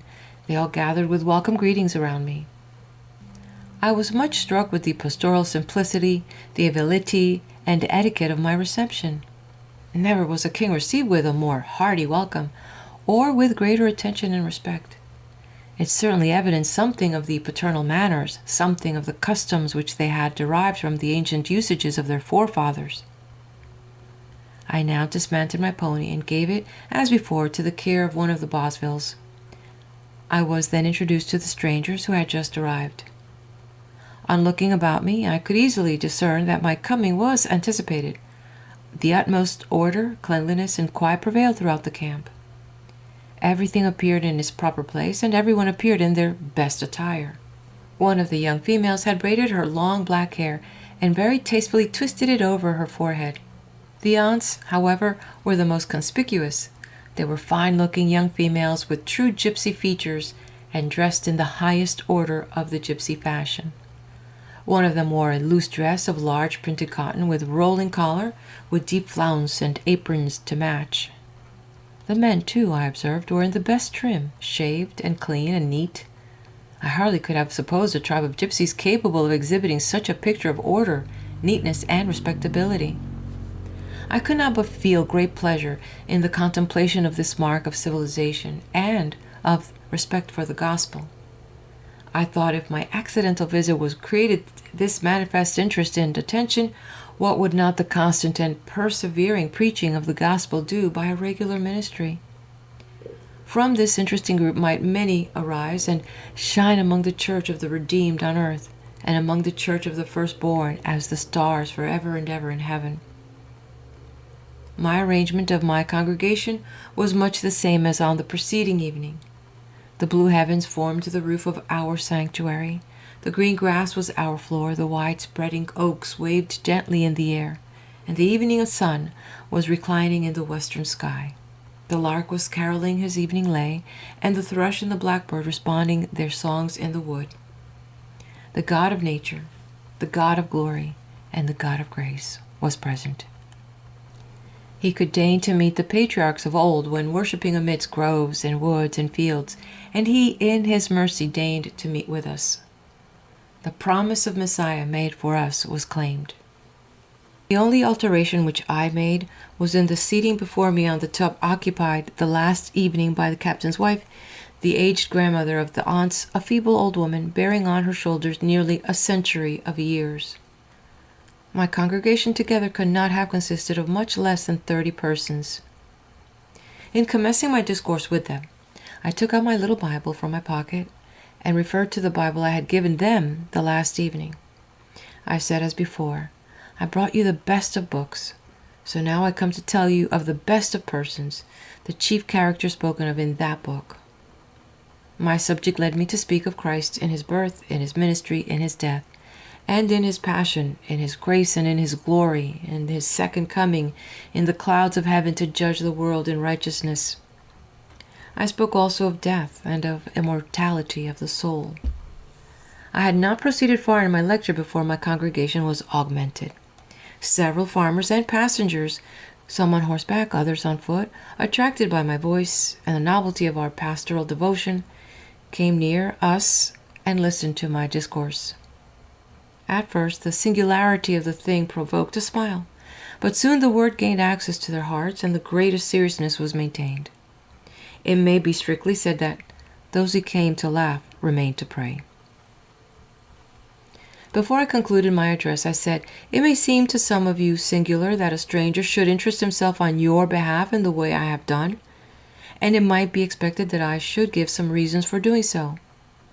My chief reason is a sense of duty. Gypsies might have long been neglected and left to perish in their sins, but gypsies have souls equally precious as others and of equal price in sight of God. Who, I said, cares for the souls of gypsies? Who uses means for their instruction in righteousness? Yet must it be equally our duty to care for them and endeavor their conversion and happiness as to plant societies, obtain subscriptions, and send out missionaries to the heathen. I now proposed to take leave of my swarthy flock, but it was not without feelings of attachment on both sides. I had observed several of them much affected under my discourse, and now they manifested it more openly. As I shook hands with them, I said, "You see, I did not come among you to give you any money. I considered religious instruction of the most value, therefore I have endeavored to impart it. "Sir," replied several, "we did not want your money. Your instruction is better to us than money, and we thank you for coming." The camp now resounded with, "Thank you, sir. God bless you, sir." Every countenance was animated, and every heart seemed to beat. The young branches of the family seemed to consider some great honor and blessing conferred upon them. As I mounted my pony to come away, I observed one of the females, a fine young woman, about 25 years of age, the same that brought the carpet from the package and spread it on the grass for me to kneel upon, to retire from the rest. She walked slowly near to the hedge, and appeared evidently much distressed. Her expressive eyes were lifted up to heaven, while the big tears rolling down her cheeks were wiped away with her long black tresses. I thought, here surely are some of these first fruits. Thus did the woman, who was a sinner, weep, and with her hair wipe away her tears from the feet of her Savior. May those tears be as acceptable to God. May the same Redeemer bid her go in peace. My friends, who had come to the camp as strangers passing by, now mingled with the gypsies, and asked them many questions on the subject of my visiting them. Their answers were such as showed them their interest in the subjects I had set before them. The conduct of the weeping female, who had gone from the company to a private part of the camp, particularly attracted their notice. The tears ran fast from her eyes. They asked her the reason of her sorrow. She at first could hardly speak. At length she examined. "Oh, I am a sinner." Then lifting up her eyes to heaven, she wept aloud and wiped away the falling tears with her hair of her head. "But did you not know that before? We are all sinners. What have you done to cause you so much distress?" She made no reply, but shook her head and wept. Just at that spot, another female gypsy, an elderly woman, had come and sat herself down on some packages. She immediately replied, "Oh, she may well weep. She is such a sinner. I know what distresses her. She has been such a bad child to her father and mother. She has been bad also to her aunts. She's a very bad sinner. But as for me, I always put my trust in God, and He is always my friend, and I always put my trust in Him, and He will never forsake me." She spoke this with evident marks of self-righteousness, and laid great emphasis on her trusting in God and God not forsaking her. My friend had now an opportunity of showing this Pharisaic gypsy, for she proved how much she also was a sinner, and needed, equally with the weeping penitent, a Savior. This she at length acknowledged, and, with the other, was admonished to look for salvation alone to that Redeemer, who had been that evening set before her. From the whole of the narrative much might be said by way of inference, but as the limits of the publication are prescribed, only a few observations can be made. The first is this, that in our own land, at our very doors, are found heathen people in numbers, as suggested in the survey, not less than 36,000, living in a wild, scattered, and unsettled state, greatly sunk in ignorance, wretchedness, and error, useless to the government of the country, and in some instances injurious to its morals. My second remark is that, although these people have been for centuries among us, no regular plan has yet been entered into for their amelioration and conversion. That although societies have been established for the propagation of the gospel in foreign parts, and for the promotion of Christian knowledge at home, by Christians of different denominations, yet is there no record of society for the express purposes of moral improvement and conversion of the gypsies. I seem to stand amazed at the fact. How is it that, in these latter days, especially when the spirit of zeal rests upon the churches and when every Christian comes to the help of the Lord against the mighty, that these objects at our doors have been forgotten? It is a very remarkable circumstance that the first notice which has reached us of the gypsies is from almost all the states of Europe nearly about the same time, viz. the early part of the 15th century, beginning as early as 1400. How they had found their way into each and all these numerous nations is nowhere clearly shown. It is, however, equally remarkable that in every one of them they had then learned the language of the state in which they were residing, and had even discovered and taken advantage of the ignorance and failings of the people and times. Superstition and belief in the occult sciences were then general among all classes of society. Of this propensity, these newly noticed people had in all countries had the sagacity to discover and take advantage. Now, unless we suppose that they had all dropped, as frogs and snails are said at times to do, at once in all countries from the clouds, possessed of all this knowledge, I do not see how we can avoid concluding that they must have been for ages finding their way to and becoming acquainted with the several countries in which they were then for the first time publicly noticed. In every country, their appearance, their language, their habits, their manners, their employments were the same, all of them avoiding towns and living in tents in secluded places in the country. It is not pretended that the gypsy character, even generally speaking, is not in many respects bad. It must be so. But it is contended that it is not so vile as has been generally imagined, and that there are not any particular circumstance attaching either to themselves personally or to their situation which preclude the hope of rendering them Christians and of affording them instruction, thereby contributing to the promotion of both their temporal and eternal welfare, and at the same time contributing to the general good of society. The attempt will require sound discussion as well as warm zeal. No attempt must be made to contract habits which in them are nature. They must be permitted, if they desire it, to continue the same independent children of wild nature which they have always hitherto been.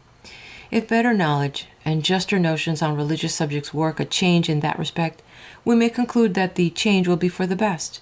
If not, it may be that their present mode of living is the one appointed for them a little longer, till God's good time arrives for changing it. As to what may be the way in which the attempt to enlighten their understandings and to lead them to a knowledge of Christ should be made, it is not, I think, difficult to determine. If the gypsies can once be taught to read, they will, in all probability, become great readers. They have every opportunity, disposition, and inducement to render them such. They have much solitary time, they are a reflecting, thoughtful people, and they would find the ability to read conducive to their interest as well as to their amusement. Let us only once succeed in convincing them that we seek to serve, and not to molest them, and we shall obtain their confidence. Let us show them favor, and we shall obtain their gratitude. They will then not only become communicative, but tractable. Their dispersed state does certainly throw obstacles in the way of their general conversion and amelioration. All cannot, of course, be done at once. The great difficulty, however, will be in making a good beginning. As the plan is preserved in, and the good effects increase, the difficulties will in proportion be lessened. Everyone gained will become more or less an assistant. The following interesting extracts are principally taken from The Gypsies' Advocates by Rev. James Crabb. Quote, most of the gypsies of this country are very punctual in paying their debts. All the shopkeepers with whom they deal in these parts have declared that they are some of their best and most honest customers. For the payment of a debt which is owing to one of their own people, the time and place are appointed by them, and should the debtor disappoint the creditor, he is liable by their law of honor to pay double the amount he owes. And he must pay it by personal servitude, if he cannot with money, if he wish to be considered by his friends honest and respectable. They call this law Pisharis. It may naturally be expected that these inhabitants of the field and forest, the lane and the moor, are not without knowledge of the medicinal qualities of certain herbs. In all slight disorders, they have recourse to these remedies, and frequently use the inner bark of the elm, star in the earth, pellitory of the wall, pyrethrum, wormwood, absinthium, and parsley, petroselidum. And many of their old women are very useful in this way. They are not generally subject to the numerous disorders of fevers common in large towns, but in some instances they are visited with that dreadful scourge of the British nation, the typhus fever, which spreads through their little camp and becomes fatal to some of its families. The smallpox and measles are disorders they very much dread, but they are not more disposed to rheumatic affections than those who live in houses. It is a fact, however, that ought not to be passed over here, that when they leave their tents to settle in towns, they are generally ill for a time. The children of one family that wintered with us in 1831 were nearly attacked with fever that threatened their lives. This may be occasioned by their taking all at once the regular habits and then renunciation of that exercise to which they have been so long accustomed, with some disposing qualities in their change of diet and the atmosphere of a thickly populated town. This people often live a considerable age, many instances of which are well known. In his tent at Lawton, Oxfordshire, died the year 1830, more than 100 years of age, James Smith, called by the public the King of Gypsies. By his tribe he was looked up to with the greatest respect and veneration. His remains were followed to the grave by his widow, who is herself more than 100 years old, and by many of his children, grandchildren, great-grandchildren, and other relatives. At the funeral his widow tore her hair, uttered the most frantic exclamations, and begged to be allowed to throw herself on the coffin, that she might be buried with her husband. The mutual attachment which subsists between the nominal husband and wife is so truly sincere that instances of infidelity on either side occur but seldom, and when otherwise the parties are deemed very wicked by the gypsies, they are known strictly to avoid all conversation of an unchaste kind in their camps, except among the most degraded of them. An instance of a young female having children before they pledge themselves to choose they love are rare. This purity of morals among a people living as they do speaks much in their favor. The anxiety of a gypsy parent to preserve the purity of the morals of a daughter is strongly portrayed in the following fact. The author wished to engage as a servant the daughter of a gypsy who was desirous of quitting her vagrant life, but her mother strongly objected for some time, and when pressed for the reason of such objection, she named the danger she would be in a town, far from a mother's eye. It would be well if all others felt for their children as did this unlettered gypsy. After having promised that the morals of the child should be watched over, she was confided to his care, and the author has known a gypsy parent correct with stripes a grown daughter for mentioning what a profligate person had talked about. The following is an instance of a conjugal attachment. A poor woman whose eldest child is now under the care of the Society for the Improvement of the Gypsies, being near her confinement, came into the neighborhood of Southampton to be with her friends who are reformed during the time. This not taking place so soon as she expected, and having promised to meet her husband at a distance on a certain day, he not daring to show himself in Hampshire, she determined on going to him, and having mounted her donkey, set off with her little family. She had a distance of nearly 50 miles to travel, and happily reached the desired spot where she met her husband before her confinement took place. The good people of Warminster, near which place she was, afforded her kind and needful assistance, and one well-disposed lady became godmother to the babe, who was a fine little girl. The grateful mother pledging that, at a proper age, she should be given up to Christians to be educated. Before this woman left Southampton, referring to many kind attentions shown her by the charitable of that place, she was heard to say, "Well, I did not think anyone could take such trouble for me." It is a well-authenticated fact that many persons pass for gypsies who are not. Such persons, having done something to exclude them from society, join themselves to this people, and marrying into their clans, become the means of leading them into crimes they would not have thought of but for their connection with such wicked people. Coining money and forging notes are, however, crimes which cannot be justly attributed to them. Indeed, it has been too much the custom to impute to them a great number of crimes of which they either never were guilty, or which could only be committed by an inconsiderable portion of their race. And they have often suffered the penalty of the law, when they have not in the least deserved it. They have been talked of by the public and prosecuted by the authorities as the perpetrators of every vice and wickedness alike shocking to civil and savage life. Nor is this to be wondered at, living as they do, so remote from observation and the walks of common life. The author is not aware of any of them being convicted of housebreaking or highway robbery, seldom they guilty of sheep stealing or robbing hen roosts. Footnote: One gypsy, I believe, has been convicted of having some stolen poultry in his tent, but he had received it from the thief. No other fact of the sort has come to my knowledge. Nor can they be justly charged with stealing children. This is the work of worthless beggars, who often commit far greater crimes than the gypsies. The gypsies in this country have for centuries been accused of child stealing, and therefore it is not to be wondered at that, when children have been missing, the gypsies should be taxed with having stolen them. About 30 years since, some parents who had lost a child applied to a man at Portsmouth, well known in those days by the name of Pain or Pine, as an astrologer, wishing to know from him what was become of it. He told them to search the gypsy tents for 20 miles around. The distressed parents employed constables, who made diligent search in every direction to that distance, but to no purpose. The child was not to be found in their camps.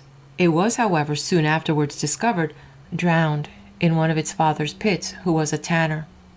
Thus was this pretended astrologer exposed to the ridicule of those who, but a short time before, foolishly looked on him as an oracle. On another occasion, the same accusation was brought against the gypsies and proved to be false. The child of a widow at Portsmouth was lost, and after every search had been made on board the ships in the harbor and at Spithead and the pond, dragged in the neighborhood, to no effect, it was concluded that the gypsies had stolen him. The boy was found a few years afterwards at Kingston Thames, apprenticed to a chimney sweeper. He had been enticed away by a person who had given him sweetmeats, but not by a gypsy.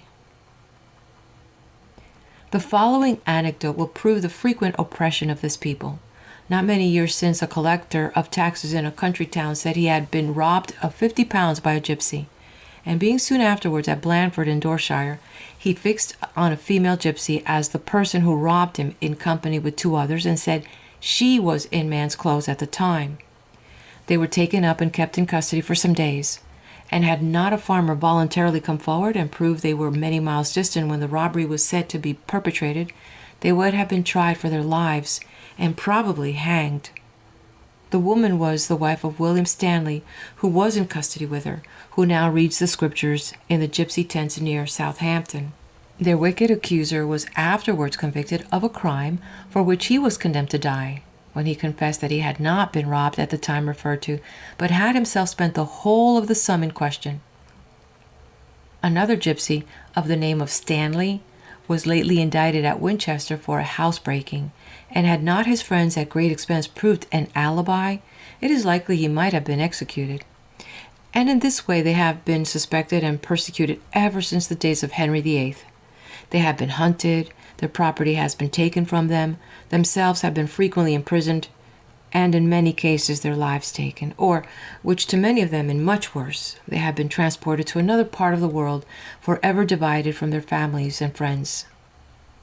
In the days of Judge Hale, 13 of these unhappy beings were hanged at Bury in St. Edmunds, for no other case than that they were gypsies, and at that time it was death without benefit of clergy for anyone to live among them for a month. Lately, 2 of the most industrious of this people had a small pony and 2 donkeys taken away, merely on suspicion that they were stolen. They were apprehended and carried before a magistrate, to whom they proved that the animals were their own, and that they had legally obtained them.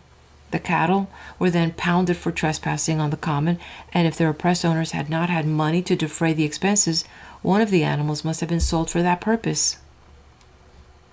Not long ago, a gypsy was suspected of having stolen lead from a gentleman's house.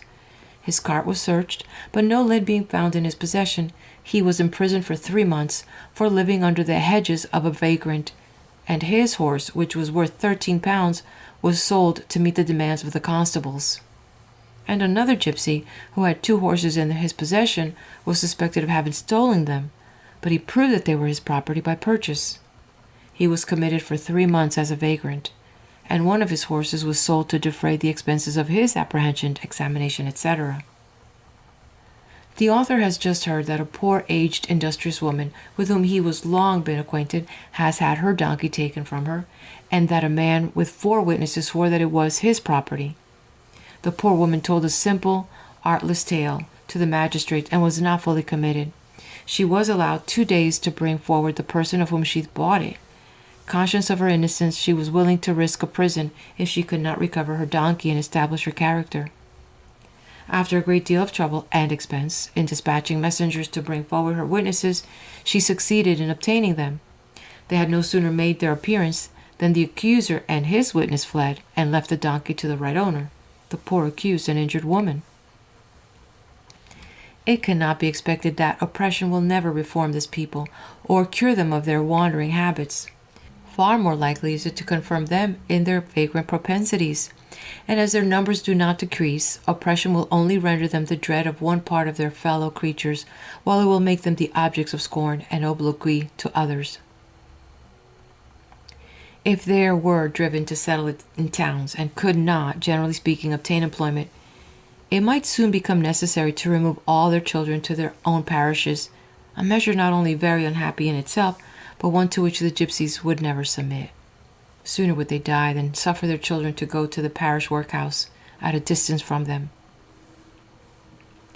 In this neighborhood, there was lately a sweeping of the commons and lanes of the Gypsy families. Their horses and donkeys were driven off, and the sum of 3 to 5 pounds levied on them as a fine to pay the constables for this afflicting them.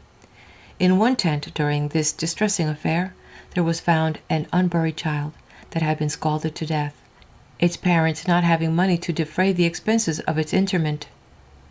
The constables declared to the author that it would make any heartache to see the anguish the poor people were in when thus inhumanly driven from their resting places, but said we were obliged to do our duty. To the credit of these men, 13 in number, it should be mentioned that, with only one exception, they returned the fines to the people, and one of them, who is a carpenter, offered a coffin for the unburied child, should the parish be unwilling to bury it. In this instance of their affliction and grief, the propensity to accuse these poor creatures was strongly marked by a report charging them with having dug a grave on the common in which to bury it, a circumstance very far from their feelings and general habits. The fact was, some person had been digging holes in search of gravel, but these poor creatures pitched their tent just by one of them. It was supposed by many in this neighborhood that the poor wretches thus driven away were gone out of the country, but this was not the case. They had only retired to more lonely places in smaller parties and were all seen again a few days after a neighborhood fair. This circumstance is sufficient to prove that they are not to be reclaimed by prosecutions and fines. It is therefore high time the people of England should adopt more merciful measures towards them in endeavoring to bring them into a more civilized state. The money spent in sustaining prosecutions against them, if properly applied, would accomplish this great and benevolent work. And without flattering any of its members, the author thinks the Committee of Southampton has discovered plans wholly different from those usually adopted, which may prove much more effectual in accomplishing their reformation. For by these plans being put into prudent operation, many have already ceased to make the lanes and commons their home, and their minds are becoming enlightened and their characters religious. In concluding this chapter, it may not be improper to remark that, bad as may be the character of any of our fellow creatures, it is very lamentable that they should suffer for crimes of which individually they are not guilty. Let us hope that in reference to this people, unjust executions have ceased. That people will be careful in giving evidence which involves the rights, liberties, and lives of their fellow creatures, though belonging to the unhappy tribe of Gypsies. And above all, let us hope that such measures will be pursued by the good and benevolent of this highly favored land, as will place them in situations where they will learn to fear God and honor the King, and support themselves honestly in the sight of all men.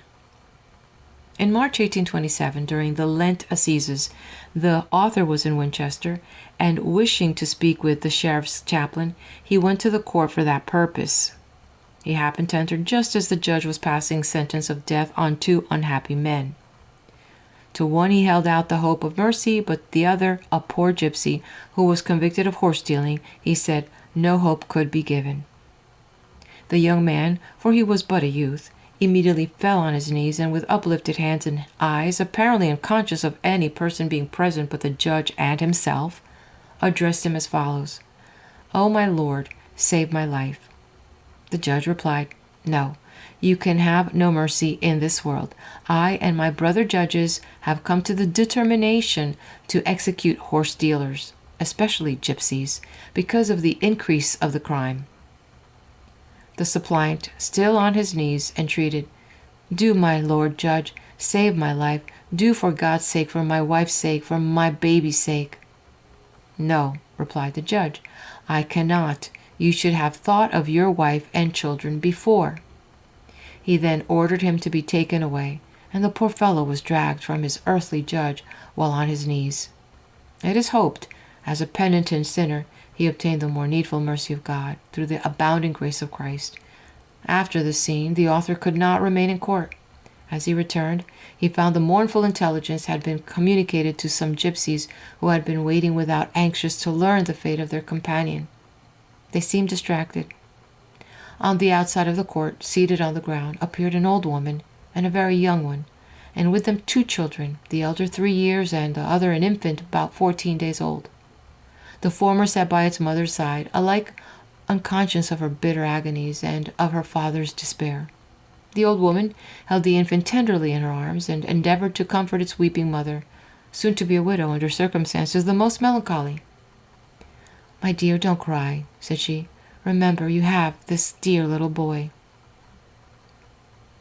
He could not forget the poor young widow whom he had seen in such deep distress at Winchester, and was led to resolve, if he should meet her again, to offer to provide for her children. Some weeks elapsed before he could hear anything of her, till one day he saw the old woman sitting on the ground at the entrance of Southampton, with the widow's infant on her knee. "Where is your daughter?" he inquired. "Sir," she replied, "she is my niece. She's gone into the town." "Will you desire her to call at my house?" "I will, sir," said the poor old woman, to whom the author gave his address. In about an hour after this conversation, the widow and her aunt appeared. After inviting them to sit down, he addressed the young woman thus: "My good woman, you are now a poor widow, and I wished to see you to tell you that I would be your friend. I will take your children, if you will let me have them, and be a father to them and educate them, and when old enough to work, will have them taught some honest trade." "Thank you, sir," said she, "but I don't like to part with my children. The chaplain at the prison offered to take my oldest and send her to London to be taken care of, but I could not often see her there." I replied, "I commend you for not parting with her unless you could occasionally see her, for I suppose you love your children dearly." "Oh, yes, sir," said the widow. The old aunt also added, "Our people set great store by their children." To those persons who are afraid of visiting the gypsies, lest they should be insulted, abused, and robbed, the author may be allowed to say that they have not the least grounds for such fears. In Scotland, this fear is quite as general among the religious people as it is in England, and in that country the inhabitants are even afraid to prosecute them for their depredation and crimes. In England, ladies are frequently known to visit their camps singly, when more than a mile from towns, and to sit and read and converse with them for a considerable time, with the greatest confidence and safety. There is not the least prospect of doing them good by forcing instruction upon them.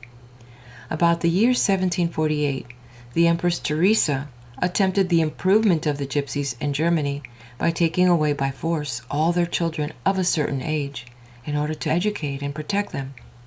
But such an unnatural and arbitrary mode of benevolence defeated its own object, and this is not to be wondered at. The souls of the free resist every effort of compulsion, whether the object be good or bad. Compulsory instruction, therefore, would do no good among the gypsies, but they are easily won by kindness, and whoever wishes really to benefit them must convince them that this is his intention by patiently bearing with the unpleasing parts of their characters, and by a willingness to lessen their distresses so far as it is in his power. Such kindness will never be lost upon them, nor would the author recommend their being encouraged to live in towns, except that they were truly desirous of leading a new life, as it is almost certain that their morals would be greatly corrupted thereby, and they would be capable of more extensive injury to society, should they take to their wandering habits again. A gentleman resident in one of the towns of Hampshire was agreeably surprised one Sabbath morning by seeing a number of gypsies at public worship, and on being induced to converse with them, was pleased to find that they regularly attended divine service at Southampton and other places. He directed them to move their tents into a more commodious situation in one of his own fields. This unusual act of kindness, which, however, required no great sacrifice on his part, made so deep an impression on the hearts of this people, as is not likely to be forgotten. They will speak of his kindness as long as they live. A lady once said to one of my friends, speaking of the gypsies, "My neighbors are always complaining that the gypsies did them mischief and robbed them. As for me, I cannot complain. I treat them kindly, and in return, when they are near my house, they guard it and frighten away other thieves. I never lost anything by having them near my house." The author has had similar testimonies from farmers, gentlemen, and ladies of Sussex, Surrey, Hants, and Dorset, which prove that gypsies can be honest and graceful. A king of England, a happy memory, who loved his people and his God better than kings in general are wont to do, occasionally took the exercise of hunting. Being out one day for his purpose, the chase lay through the shrubs of the forest. The stag had been hard ran, and to escape the dogs had crossed the river in a deep part. As the dogs could not be brought to follow, it became necessary, in order to come up with it, to make a circuitous route along the banks of the river through some thick and troublesome underwood. The roughness of the ground, the long grass, and frequent thickets obliged the sportsmen to separate from each other, each one endeavoring to make the best and speediest route he could. Before they had reached the end of the forest, the king's horse manifested signs of fatigue and uneasiness, so much so that his majesty resolved upon yielding the pleasures of the chase to those of compassion for his horse. With this view, he turned down the first avenue in the forest, and determined on riding gently to the oaks, there to wait for some of its attendants. The king had only proceeded a few yards, when instead of the cry of the hounds, he fancied he heard the cry of human distress. As he rode forward, he heard it more distinctly. "Oh, my mother! Ah, my mother! God pity and bless my poor mother!" The curiosity and kindness of the sovereign led him instantly to the spot. It was a little green plot on one side of the forest, where was spread on the grass, under a branching oak, a little pallet, half covered with a kind of tent, and a basket or two with some packs lay on the ground at a few paces distant from the tent. Near to the root of the tree, he observed a little swarthy girl, about 8 years of age, on her knees, praying, while her little black eyes ran down with tears. Distress of any kind was always relieved by his majesty, for he had a heart which melted at human woe, nor was it unaffected on this occasion. And now he inquired, "What, my child, is the cause of your weeping? For what do you pray?" The little creature at first started, then rose from her knees, and pointing to the tent said, "Oh, sir, my dying mother." "What?" said his majesty, dismounting and fastening his horse up to the branches of the oak. "What, my child? Tell me about it." The little creature now led the king to the tent. There lay, partly covered, a middle-aged female gypsy, in the last stages of a decline and in the last moments of life. She turned her eyes expressively to the royal visitor, then looked up to heaven, but not a word did she utter. The organs of speech had ceased their office, the silver cord was loosed, and the wheel broke at the cistern. The little girl then wept aloud, and stooping down, wiped the dying sweat from her mother's face. The king, much affected, asked the child her name, and of her family, and how long her mother had been ill. Just at that moment another gypsy girl, much older, came out of breath to the spot. She had been at the town and had brought some medicine for her dying mother. Observing a stranger, she modestly curtsied, and hastening to her mother, knelt down by her side, kissed her pallid lips, and burst into tears. "What, my dear child," said his majesty, "can be done for you?" "Oh, sir," she replied, "my dying mother wanted a religious person to teach her and to pray with her before she died. I ran all the way before it was light this morning to town and asked for a minister, but no one could I get to come with me to pray with my dear mother." The dying woman seemed sensible of what her daughter was saying, and her countenance was much agitated.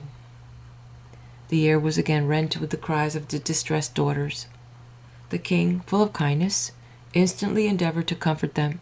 He said, "I am a minister, and God has sent me to instruct and comfort your mother."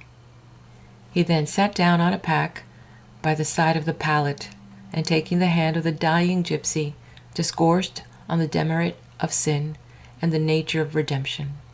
He then pointed her to Christ, the all-sufficient Savior. While doing this, the poor creature seemed to gather consolation and hope. Her eyes sparkled with brightness, and her countenance became animated. She looked up, she smiled, but it was the last smile. It was the glimmering of expiring nature. As the expression of peace, however, remained strong in her countenance, it was not till some little time had elapsed that they perceived the struggling spirit had left mortality. It was at this moment that some of His Majesty's attendants, who had missed him at the chase, and who had seen riding through the forest in search of him, rode up, and found him comforting the afflicted gypsies. It was an affecting sight, and worthy of everlasting record in the annals of kings. He now rose up, put some gold into the hands of the afflicted girls, promised them his protection, and bade them look to heaven. He then wiped the tears from his eyes and mounted his horse. His attendants, greatly affected, stood in silent admiration. One of his lords was going to speak, but His Majesty, turning to the gypsies and pointing to the breathless corpse and to the weeping girls, said with strong emotion, "Who, my lord, who thinkest thou was neighbor unto these?" End of chapter. Let's head over to the next video. It will contain 2 chapters. That will be the Jews, their dispersion and restoration, and the Jews as connected with the Gypsies. Hit like, share, and subscribe. Thank you.